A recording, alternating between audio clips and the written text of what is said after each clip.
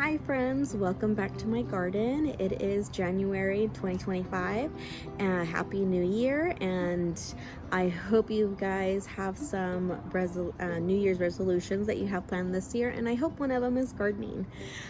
So today I just kind of want to start off the year with talking about what we need to do now in January for gardening, and that includes start thinking about seeds. If you have seeds like me, I have a ton of seeds that I haven't planted or thought about when I should be planting. Right now is the time. Right now is the time to start thinking about your plan for your garden. Right now that a lot of things are asleep, they're in dormancy, it is the perfect time to start thinking about when to start planting your seeds. If it's a direct sow, which means that you plant it directly in the ground, like in your property, or if it needs to be planted in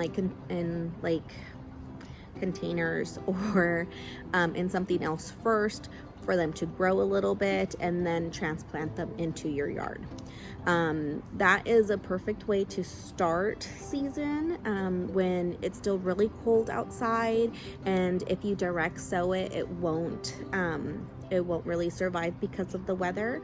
So sometimes people will start indoors where the temperature is a little bit warmer, and using special lighting and using the soil and continuous watering. It's a whole thing on how to plant seeds. You can kind of start getting a little bit early advanced start, and that will help you for your gardening season. I like to start off my year with a planner. I like to have a 12-month planner starting from January through December. I like the fact that this has the monthly tabs on it already. It has a little stretchy band so you can put it when on the date so it's easier to access, and it has the month and the weekly planning, and so I plan to use this planner for my gardening season.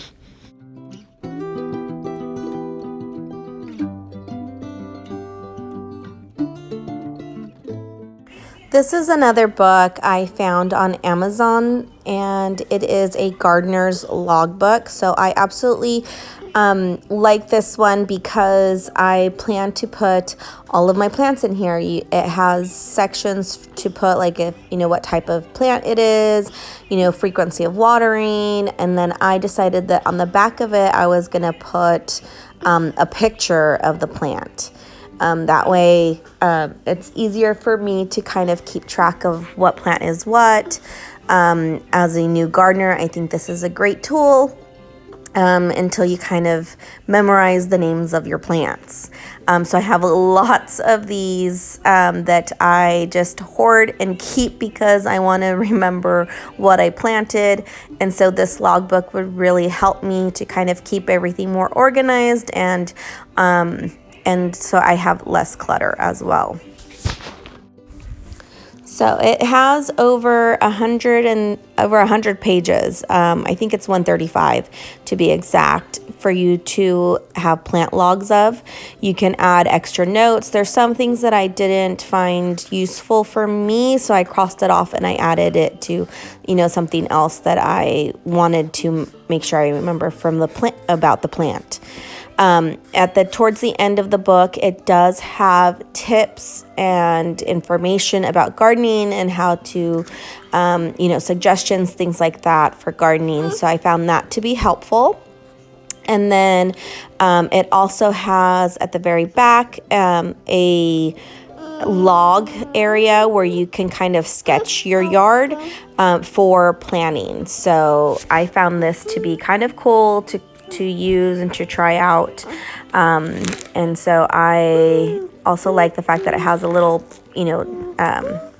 black string thing there. I forget what that's called, but so that you can kind of make sure that if you want to go back to a certain spot, it's easier to access. But I really like the book. The flowers there, it's kind of like embossed. on the like the outside, so it's pretty cool. And you can find this on Amazon. So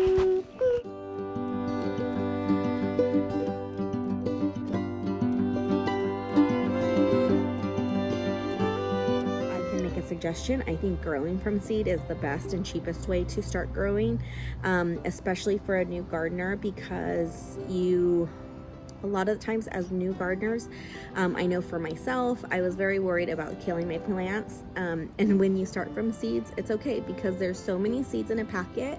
It's okay if some of them die off. And most of the times they do.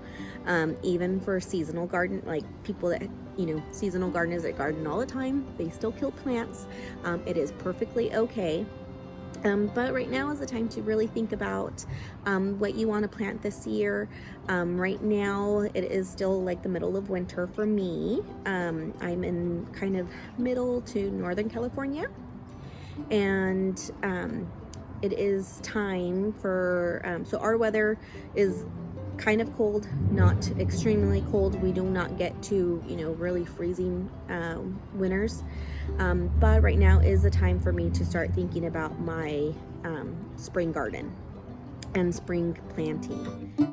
So these are all my seeds, and right now is the time to kind of go through them, see what can be planted now outdoors, what needs to wait, and maybe start planting them indoors to kind of give you a head start for your season. Some flowers and plants like the zinnias, the cucamelon, these things I cannot start yet outside. So if I'm gonna start them, I start them indoors. The one thing I like about the Botanical Interest seed packets is that it gives you information as far as when do they recommend to start if you're going to plant them outside versus if you want to plant them inside. It'll give you recommendations of when to do so, or there are some seeds that you can't start indoors because they don't transplant very well. So it does give you information about that. It gives you information about what the seedlings might look like. So this is really nice because that way you can kind of have an idea if out when you're going outside, is this a weed? Is this a seedling? And so I really like the fact that it gives that description. It also tells you how many days it takes to germinate, when to start spacing or thinning them out. So besides thinking about seeds, you also want to start thinking about bulbs. It is in some areas, probably too late to plant your spring bulbs. In my area, it is right now getting towards the end of my bulb planting season. So I do have some bulbs that I need to plant. I do need to get that done within this week or next week, the latest, to make sure that they come up in the spring. But what the bulbs that I really want to focus on are your summer bulbs. Some areas are starting to get their summer bulbs in now, and so you want to get your hands on them if that's what you want. Some of the bulbs that are summer growing would be like the lilies, like stargazer lilies, day lilies, but I'm not a big fan of day lilies because they're hard to get rid of once you have them. I prefer like this oriental lilies, which are a little bit bigger. To me, they have a more wow factor, and those are the ones I kind of gravitate towards. But things like that, dahlias, I think also peonies would be a good time to start thinking about those if that's something that you want to plant for this summer.